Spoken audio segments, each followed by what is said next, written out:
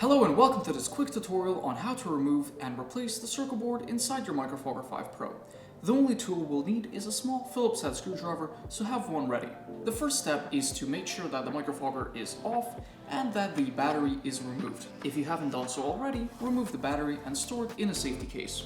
Once the battery is removed, we can unscrew the 3 screws at the top of the MicroFogger. All of the screws, both on the interior and exterior of the MicroFogger, are identical, so don't worry about mixing them up. Once the screws are removed from the bulkhead, simply slide the top cover, the one with the buttons and the screen, slightly forwards to the point where you can remove the bulkhead using your fingers.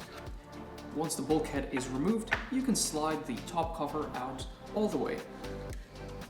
Now we can see the interior. The first step here is to remove the 2 screws that are holding down the screen assembly. Once the screws are removed, you will be able to gently take the MicroFogger's screen and bend it away from the circuit board so that it is out of the way. Next, we will want to remove the cable connecting the circuit board with the airflow pump. This is very simple, just pull out the connector and it should slide right out. Now the circuit board is ready to be removed. Using your finger, just gently push up on the front bottom part of the circuit board and it should clip out of place. Whenever you're handling the circuit board, it's really important not to touch any of the metal spring connectors, as that could impact performance later on. Once you feel that the circuit board is unclipped, gently wiggle it and pull it out of the case. It should come out very easily without any undue effort. Unclip the screen connector. You will notice 2 latches on either side of the screen connector. Once those are pulled away from the connector, they will unlock and the screen will come right out. We won't be using the old circuit board anymore, so you can set it aside. Taking your new circuit board, ensure that the latches on the screen connector are open and slide the screen in. While holding the screen in place, close up the latches and verify that the screen is firmly attached. Now we can put the circuit board back into the case of the device. The circuit board will slide in the same way that it slid out. Carefully push it in, making sure that you are aligning it correctly. As the circuit board reaches the end of its travel, you may need to readjust its exact location by fiddling around with the USB connector. Once you're satisfied with the positioning of the circuit board, simply put the airflow pump cable back in. Tuck the wires out of the way as shown to make sure that they don't interfere with the position of the top cover later on.